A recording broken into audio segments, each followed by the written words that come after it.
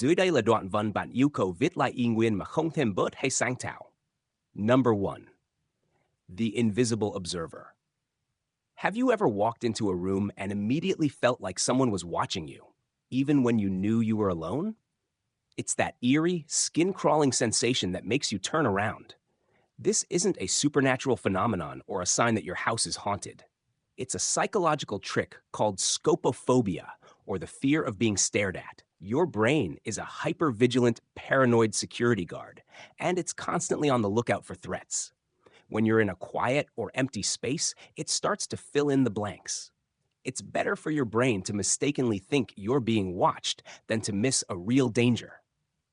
This is a primal survival instinct that dates back to a time when being watched meant you were about to become dinner for a saber-toothed tiger.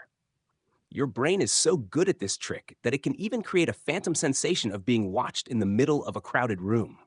Basically, your brain is a professional worrier, and its favorite hobby is making up imaginary threats to keep you on your toes. Number 2, the phantom vibration syndrome. You're sitting at your desk, working away, when you feel a familiar buzz in your pocket. You reach for your phone, but when you pull it out, the screen is dark. No calls, no texts, no notifications. You just experienced the phantom vibration syndrome, and you're not alone. It's a completely normal and surprisingly common neurological glitch. Your brain, having become accustomed to the constant stimulation of your phone, has started to misinterpret random nerve signals as a vibration. It's like a muscle twitch, but for your nervous system. This happens because your brain is a predictive machine. It's constantly trying to anticipate what's going to happen next. It's so used to the pattern of phone in pocket, phone vibrates, that it starts to create its own vibrations. The more you rely on your phone, the more your brain starts to act like an overeager puppy waiting for its owner to come home. It's your brain's way of throwing a little party in your pocket, and you're the only one invited. Number 3, the Baader-Meinhof phenomenon. You're driving to work one day and you hear a new word on the radio, say flummoxed. You think, I've never heard that before. Then all of a sudden you see it everywhere, in an article you're reading, in a conversation your coworkers are having, on a billboard on the side of the road. You're not in the Matrix, and it's not a coincidence. This is the Baader-Meinhof phenomenon, and it's a form of frequency illusion. Your brain, having recently learned a new piece of information, starts to seek it out everywhere. It's not that the word is suddenly more common. It's that your brain is now specifically primed to notice it. Your brain is a data-crunching machine, and once you give it a new data point, it goes into overdrive, trying to find patterns and connections. It's your brain's way of saying, I see you, new information, and I'm going to make sure I find you everywhere. Number 4, the Zeigarnik effect. Imagine you're watching a TV show, and just as the hero is about to disarm the bomb, the screen cuts to black with a dramatic "to be continued" sign. For the next week, you can't stop thinking about it. You're not just impatient. Your brain is actively holding that incomplete thought in its working memory. This is the Zeigarnik effect, and it's your brain's weird obsession with unfinished business.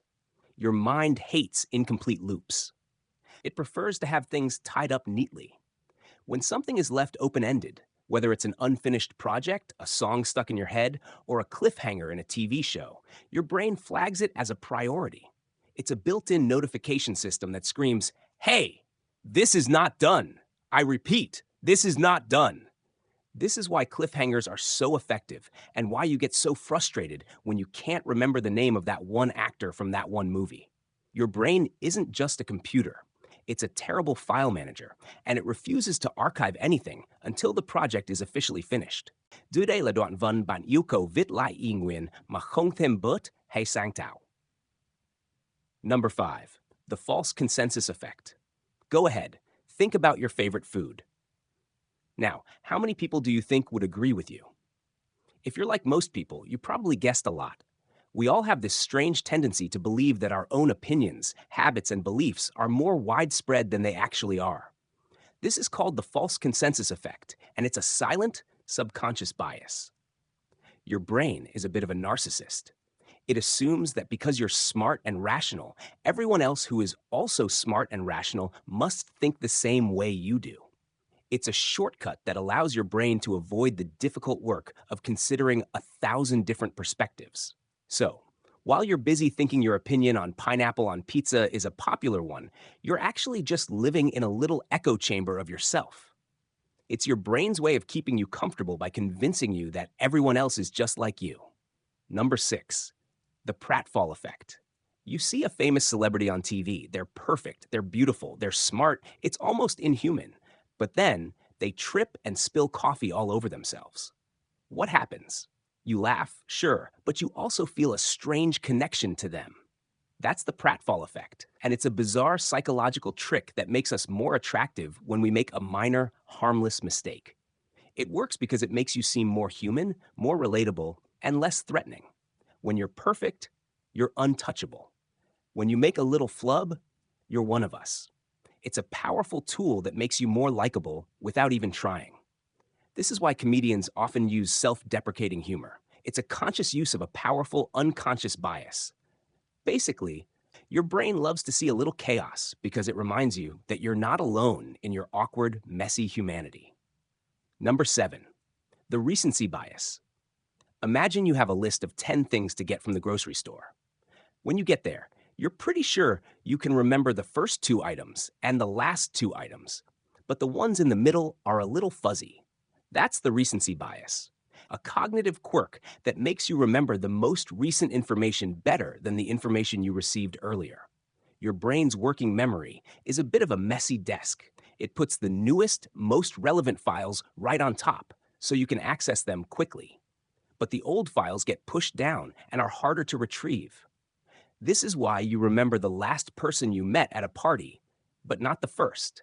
It's also why marketers always put their most important message at the end of a commercial.